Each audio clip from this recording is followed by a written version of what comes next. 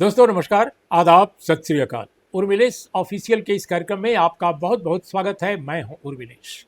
आज एक बहुत खास मुद्दे पर आपके साथ ये वीडियो लेकर आया हूं। दोस्तों, हमारे देश के एक बहुत प्रमुख नेता जो आज के दौर में बहुत रिलेवेंट है, उनके बारे में कुछ महत्वपूर्ण टिप्पणियां मैं करने जा रहा हूं और कुछ नई जानकारी भी देने जा रहा हूं जो आमतौर पर चर्चा का विषय नहीं बनती। और वो नेता हैं देश के जाने माने, जो आज भारतीय जनता पार्टी केंद्र की सत्ता में है, देश के ज्यादातर राज्यों में है। इसका जो पूर्व अवतार था भारतीय जनता पार्टी का, उसका नाम था जनसंघ, भारतीय जनसंघ।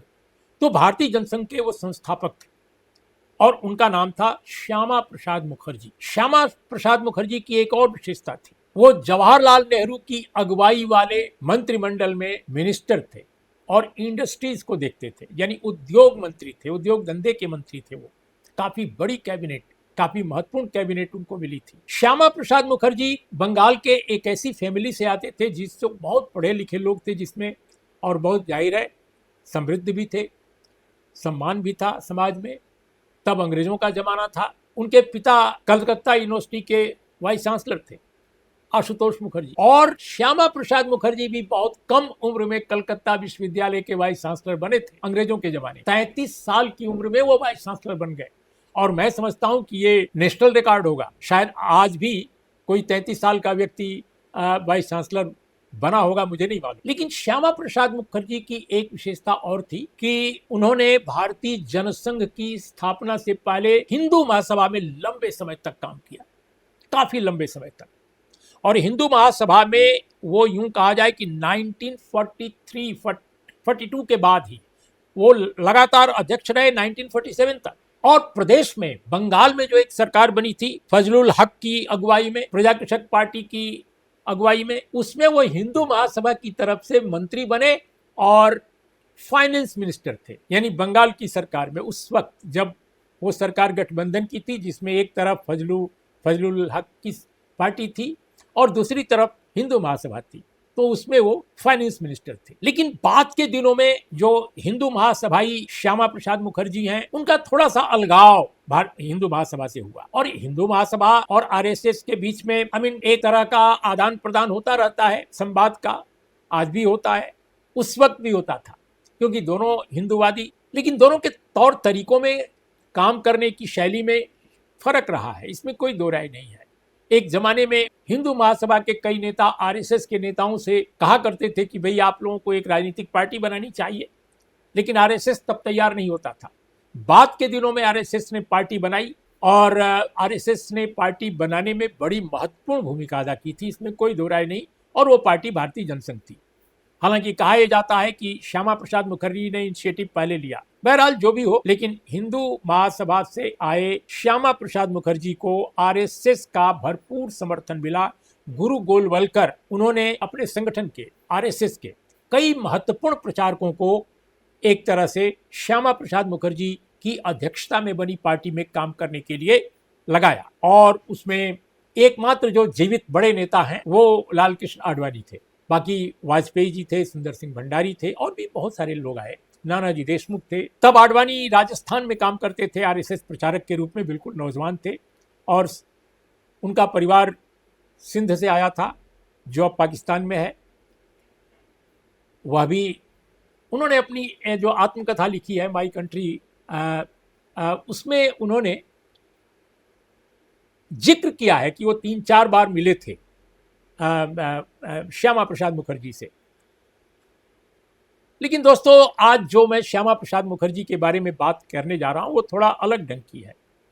हमने देखा, चूंकि 6 जुलाई को काफ़ी बड़े बड़े नेताओं ने उनके ऊपर श्रद्धांजलि लेख लिखा है, उनको याद किया है। और क्यों ना याद करें, भारतीय जनता पार्टी के नेता अगर जनसंघ के संस्थापक को याद न करेंगे तो फिर कौन करेगा। तो इसलिए उनके याद करने पर मैं कोई बात नहीं कह रहा हूँ, कोई टिप्पणी नहीं कर रहा हूँ, वो तो फर्ज उनका बनता है। वो एक ही धारा, हिंदुत्ववादी धारा के लोग थे। लेकिन श्यामा प्रसाद मुखर्जी पर आज जो मैं बात करने जा रहा हूं वो उस बारे में है जिसको आज के भारतीय जनता पार्टी के नेता और सरकार में बैठे नेता खास तौर पे बहुत प्रचारित करते हैं। और वो ये कहते हैं कि जम्मू कश्मीर के बारे में श्यामा प्रसाद मुखर्जी जी का जो विचार था वो बहुत ही बुनियादी था और जो कुछ आज किया जा रहा है उनके सपनों को पूरा किया जा रहा है। यहां तक कि यह भी कहा जाता है कि आर्टिकल 370 का अगर सबसे पहले किसी ने विरोध किया तो श्यामा प्रसाद मुखर्जी थे। लेकिन दोस्तों बड़ी दिलचस्प बात है कि जिस समय जम्मू कश्मीर के लिए आर्टिकल 370 कॉन्स्टिट्यूशन में अवतरित हुई, यानी 370 जब भारत के संविधान में एक अनुच्छेद के रूप में जब जुड़ी, जब एडॉप्ट की गई, उसके पहले उसका जो आर्टिकल नंबर था वो 306A था, 306A। तो 306A ही 370 बनी बात के दिनों में। ये जो आर्टिकल है जो अब नहीं है, अब जिसको कि विलुप्त किया जा चुका है 2019 में, हम सब आप जानते हैं। लेकिन इस आर्टिकल के एडॉप्ट किए जाने के समय श्यामा प्रसाद मुखर्जी भारत की संविधान सभा के सदस्य थे।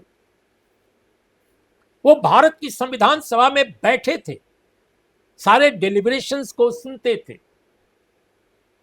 लेकिन बड़े अचरज की बात है, वही मैं आपको आज बताने जा रहा हूं, कि उन्होंने ये जो आर्टिकल 370 है यानी 306A संविधान सभा में पारित हुई थी 17 अक्टूबर 1949 को, 17 अक्टूबर 1949 को।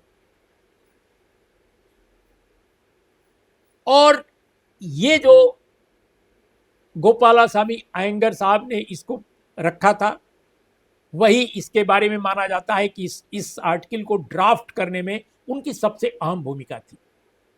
वैसे तो सरदार पटेल की बहुत सारे मुद्दों पर असहमति थी इससे लेकर, लेकिन कहा जाता है कि जो कमेटी बनी थी उसकी पहली मीटिंग उन्हीं की अध्यक्षता में हुई थी और गोपालास्वामी अयंगर ने एक एक जो सवाल थे, एक एक जो ऑब्जेक्शन थे, उसको उन्होंने सामने रखा। लेकिन हाँ, ये बात सही है कि गोपालास्वामी अयंगर ने ही 370 को फाइनल किया था। उन्होंने ही इसको ड्राफ्ट कमेटी जो थी उसमें पेश किया और प्लस जो संविधान सभा थी उसमें पेश किया। दोस्तों बहुत ही दिलचस्प बात है कि सारी बातचीत होती रही, लेकिन श्यामा प्रसाद मुखर्जी ने 370 का संविधान सभा में विरोध ही नहीं किया। अब बाद के दिनों में 370 का उन्होंने खूब विरोध किया, तब जबकि वो नेहरू कैबिनेट से इस्तीफा दे दिए थे। जब वो बाद में कैबिनेट मंत्री बने और कैबिनेट मंत्री जब वो बने तो उसके बाद उन्होंने उसका विरोध करना शुरू किया। कैबिनेट मंत्री बनने के बाद, हटने के बाद, कैबिनेट मंत्री पद से हटने के बाद ही उन्होंने विरोध करना शुरू किया। हालांकि उन्होंने एक लेटर लिखा था और लेटर जो नेहरू जी को लिखा था, पंडित जवाहरलाल नेहरू को, प्रधानमंत्री को, उसमें कुछ सवालात भी खड़े किए थे। कश्मीर पॉलिसी जो थी उसको लेकर भी उन्होंने एतराज जताया था। लेकिन जब संविधान में ये अनुच्छेद एडॉप्ट किया जा रहा था उस वक्त वो बिल्कुल उन्होंने विरोध नहीं दर्शाया। क्या ये टैक्टिकल था या ये उनकी चूक थी?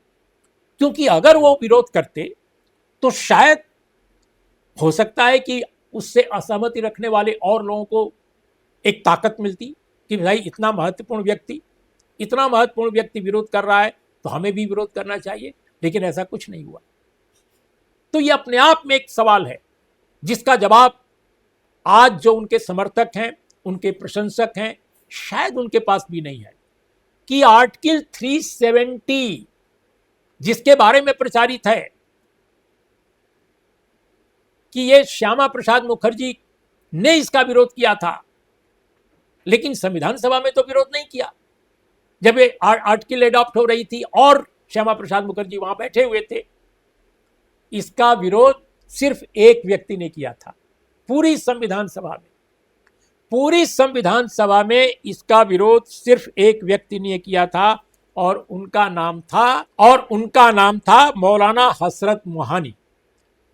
मौलाना हसरत मोहानी, उन्होंने जब विरोध किया तो कहा कि भाई ये सारी सुविधा, ये प्रिविलेज आप जम्मू कश्मीर के लोगों को क्यों दे रहे हैं, केवल हम सबको क्यों नहीं देते? ये ऑब्जेक्शन उठाया। लेकिन दोस्तों मैंने रिकॉर्ड चेक किया, जब उस पर वोटिंग की नौबत आई तो उनका उस पर एक विरोध जो है दर्ज नहीं है। तो इससे ये लगता है कि शायद वोटिंग के समय, चाहे वोटिंग जिस प्रकार की हुई हो, उसमें उनका विरोध दर्ज नहीं है, लेकिन उन्होंने खड़े होकर अपनी भाषा में, अपनी वाणी से आर्टिकल 370 के विरोध में ये बात कही कि जम्मू कश्मीर के लोगों को ये आप सहूलियत दे रहे हैं, इससे हमको क्यों वंचित कर रहे हैं, शेष भारतीयों को क्यों वंचित कर रहे हैं, हमें भी वैसी ही फ्रीडम मिले। इस तरह की बात उन्होंने की थी। बहुत बड़े पोएट थे, बहुत बड़े शायर थे, इनकलाबी थे। और उनकी एक और विशेषता थी कि वो भारत का जो कम्युनिस्ट मूवमेंट है उसके संस्थापक लोगों में से एक थे, लेकिन कांग्रेस के अधिवेशनों में भी भाग लेते थे। उनके बारे में मैं अलग से एक वीडियो बनाकर जरूर अपनी बात रखूंगा आपके सामने। यूनिक कैरेक्टर वो थे, अद्भुत कैरेक्टर थे। तो हमारा ये कहना है कि आर्टिकल 370 पर एक मुस्लिम कम्युनिटी में पैदा होने वाले हसरत मोहानी साहब अगर विरोध कर सकते थे संविधान सभा में, जिनके कांग्रेस के सभी नेताओं से गहरे रिश्ते थे, वो चूंकि जेल जा चुके थे अनेक बार आज़ादी की लड़ाई में, बहुत ही जबरदस्त फ्रीडम फाइटर थे, तो आखिर जब हसरत मोहानी जैसा व्यक्ति आर्टिकल 370 का विरोध कर सकता था, तो व्हाई नॉट श्यामा बाबू ने क्यों नहीं विरोध किया? इसका जवाब आज तक मुझे कम से कम उन लोगों से नहीं सुनने को मिला जो लोग मानते हैं कि श्यामा प्रसाद मुखर्जी उनके प्रेरणा पुरुष थे। उन्हीं से इंस्पिरेशन लेकर उन्होंने जनसंघ और बीजेपी को आगे बढ़ाया है। आखिर क्यों नहीं उन्होंने विरोध किया? ये अपने आप में बहुत बड़ा एक सवाल है। दूसरी बात दोस्तों की जो मैं आपके सामने करने जा रहा हूं कि जनसंघ के वो अध्यक्ष 1951-52 तक रहे, और इसके बाद उन्होंने संसद में जो पहला प्रखर विरोध किया था जम्मू कश्मीर मामले में नेहरू की नीतियों का, वो 7 अगस्त 1952 को किया, जहां तक हमें याद है। और 1952 के बाद 1953 में उन्होंने अपना बल्कि 1952 में ही उन्होंने अभियान चला दिया था। और अभियान चलाने के बाद जब उन्होंने छोड़ दिया था नेहरू कैबिनेट को, तो उसके बाद वो जम्मू कश्मीर के दौरे पर जाने को तैयार हुए। और उसमें तब तक ये बताना जरूरी है कि तब तक जनसंघ के वो अध्यक्ष थे, जनसंघ बन चुकी थी। बलराज मधोक से लेकर के और गुरु गोलवलकर, सबसे उनके बहुत अच्छे ताल्लुकात थे। सब एक दूसरे से मिलकर बातचीत करते रहते थे, स्ट्रेटजी बनाते रहते थे। उसी वक्त जम्मू के इलाके में, जम्मू कश्मीर का जो जम्मू इलाका है, प्रजा परिषद का जो आंदोलन है वो आकार ले रहा था, और जो ये कहता था कि भाई एक संविधान है तो 2 विधान क्यों चलेंगे, ये बिल्कुल नहीं होना चाहिए। एक विधान पे 2 विधान नहीं चलेंगे देश में, एक निशान रहना चाहिए, 2 निशान नहीं चलेंगे। एक ही मुल्क में 2 निशान क्यों, 2 संविधान क्यों, 2 संविधान सभा क्यों, माने इस तरह की बात वो करते रहते थे। तो अब देखिए, बड़ी दिलचस्प बात यह है कि बलराज मधोक साहब और श्यामा प्रसाद मुखर्जी, ये दोनों लोग, बल्कि कई और नेता भी थे, साथ में आए, लेकिन संभवतः वो जलंधर उतर गए थे बलराज मधोक, और फिर ये आगे बढ़ गए और वहीं पर इन्हें गिरफ्तार किया गया रास्ते में, और रास्ते में गिरफ्तार करके फिर जेल में डाल दिया गया। और इसके बाद बहुत ही दुर्भाग्यपूर्ण परिस्थितियों में 22 जून 1953 को श्यामा प्रसाद मुखर्जी का निधन हो गया, 22 जून 1953 को। और बताया जाता है कि जेल में ही उनकी तबीयत खराब हुई। उनको गिरफ्तार इसलिए किया गया था कि उस समय जो नियम था, परमिट के बगैर आप नहीं जा सकते थे इधर के लोग, तो वो परमिट वाले मामले पर उन्होंने इसका विरोध किया था। उन्होंने कहा था कि नहीं, सबको जाने का आदेश मिलना चाहिए, कोई रोक छेक नहीं होनी चाहिए, 370 हटनी चाहिए, वगैरह वगैरह सब बातें वो कह रहे थे। लेकिन जब गिरफ्तारी उनकी हुई तो फिर जेल में उनकी तबीयत बिगड़ गई, ऐसा कहा जाता है, और फिर उनको अस्पताल ले जाया गया। उनकी मृत्यु संभवतः रास्ते में हो गई थी। लेकिन इसको लेकर एक बड़ा विवाद हुआ पूरे देश में, खासकर जनसंघ के लोगों ने चारों तरफ इसका भारी विरोध किया कि नहीं, उनको एक तरह से उनकी हत्या हुई है या उनके खिलाफ कोई साजिश हुई है। ये बहुत सारी बातें हुई। आज तक इस बारे में कोई ठोस एक बात नहीं सामने आई कि क्या वाकई उनके बारे में कोई ऐसी बात हुई थी। लेकिन हाँ, ये मैं श्यामा प्रसाद मुखर्जी साहब के बारे में ये ज़रूर एक दुखद प्रसंग है हमारे इतिहास में कि उनकी जेल प्रवास के दौरान ही तबीयत बिगड़ी और फिर उनकी मृत्यु हो गई। तो दोस्तों, ये बात बहुत महत्वपूर्ण है, खासकर 370 के बारे में, श्यामा प्रसाद मुखर्जी जी के बारे में, कि उन्होंने बाद में तो विरोध करना शुरू किया, लेकिन इसके पहले उन्होंने कभी उसका उस तौर पे, जब वो संविधान सभा के मेंबर थे, जब उनको करना चाहिए था, अगर सचमुच ये अनुच्छेद गलत था, ये अनुच्छेद एक तरह से उनके हिसाब से देश के खिलाफ था, तो उन्होंने विरोध क्यों नहीं किया? एक ये महत्वपूर्ण सवाल है। दूसरी बात दोस्तों, बहुत सारे लोग ये समझते हैं कि श्यामा प्रसाद मुखर्जी ने आर्टिकल 370 के कारण ही इस्तीफा दिया था नेहरू कैबिनेट से। यह भी गलत है। श्यामा प्रसाद मुखर्जी ने नेहरू कैबिनेट से जो 1950 में 6 अप्रैल को उनका इस्तीफा दर्ज है, 6 अप्रैल 1950, उन्होंने इस्तीफा जो दिया वो आर्टिकल 370 पर नहीं दिया, जबकि आर्टिकल 370 1949 के 17 अक्टूबर को एडॉप्ट की जा चुकी थी। अगर वो चाहते तो उसको मुद्दा बना सकते थे, लेकिन उसको मुद्दा नहीं बनाया। उन्होंने नेहरू लियाकत पैक्ट, उस पर इस्तीफा दिया। और नेहरू लियाकत पैक्ट दोस्तों, आप जानते हैं कि इसका ड्राफ्ट जो है 2 अप्रैल के आसपास तैयार हो गया था और उसके कुछ दिन बाद ये पैक्ट हुआ, 2-3 दिन के अंदर, और 6 अप्रैल को श्रीमान श्यामा प्रसाद मुखर्जी ने त्यागपत्र दे दिया। इस पर शुरू में उन्होंने नेहरू को एक लेटर भी लिखा था अपनी कुछ आपत्तियां दर्ज करते हुए, जिसका नेहरू ने जवाब भी दिया था, लेकिन दोनों के बीच में कोई सुलह नहीं हो सकी और इस तरह से पटाक्षेप हो गया, ये संबंध विच्छेद हो गया। बहुत बाद के दिनों में ये पता चला कि श्यामा प्रसाद मुखर्जी का मुख्य विरोध नेहरू लियाकत पैक्ट को लेकर था, जो बेसिकली शरणार्थियों को लेकर एक नीति तैयार की गई थी। उसमें और भी बहुत सारे मुद्दे थे, लेकिन दोनों देश के जो शरणार्थी हैं, यानी इधर से उधर जाने वाले और उधर से इधर आने वाले, दोनों के बारे में एक पॉलिसी फ्रेमवर्क तय किया गया था। तो उस मुद्दे पर श्यामा बाबू ने इस्तीफा दिया था। ये एक इतिहास का बिल्कुल अटल सत्य है, इसमें कोई इनकार नहीं कर सकता। तो आर्टिकल 370 को लेकर इस्तीफा भी नहीं दिया उन्होंने। आर्टिकल 370 को लेकर संविधान सभा में अपनी एक ठोस आपत्ति भी नहीं दर्ज कराई, जो इतिहास में हमेशा रिकॉर्ड के तौर पे मौजूद रहेगी। लेकिन ये सच है कि जब वो अलग हो गए, तब उन्होंने जम्मू कश्मीर में प्रजा परिषद ने जो आंदोलन छेड़ा था, उस आंदोलन को एक तरह से मजबूती देने के लिए और अपनी पार्टी को आगे बढ़ाने के लिए वो इस मुद्दे को आगे लेकर जाने लगे, और उसी बीच में ये सब कुछ हुआ, जो बहुत ही दुर्भाग्यपूर्ण है। लेकिन हम एक जरूर बात कहना चाहेंगे दोस्तों, कि जिस समय ये सब घटनाक्रम चल रहा था, जम्मू कश्मीर में कुछ और भी हो रहा था। और वो क्या था? शेख मोहम्मद अब्दुल्ला की अगुवाई में जो अंतरिम सरकार थी, उसने लैंड रिफॉर्म्स किया था, एजुकेशनल रिफॉर्म किया था, ट्रांसपोर्ट अथॉरिटी बनी थी, यानी सरकारी ट्रांसपोर्ट सेवा शुरू हुई थी उसी दौर में। और दोस्तों, ये तीनों पर एक तरह से जो बड़े लोग थे जम्मू कश्मीर के, वो बहुत नाराज थे, चाहे वो व्यापारी हों, चाहे वो डोगरा हों, लैंडलॉर्ड्स, या राजशाही हो, सभी नाराज थे, बहुत नाराज थे। तो माना यह जाता है कि प्रजा परिषद में चूंकि इलाके के जम्मू के खासकर बहुत धनी लोग थे, बहुत लैंडेड लोग थे, तो इन लोगों की नाराज़गी और श्यामा प्रसाद मुखर्जी की नाराज़गी, ये दोनों एक तरह से कन्वर्ज कर रही थी।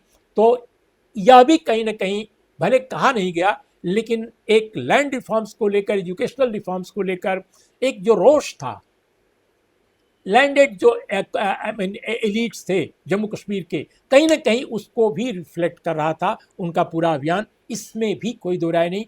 खासकर जम्मू कश्मीर का इतिहास लिखने वाले ज़्यादातर इतिहासकारों ने इस मुद्दे को भी काफ़ी प्रमुखता दी है। तो दोस्तों, आज इतना ही।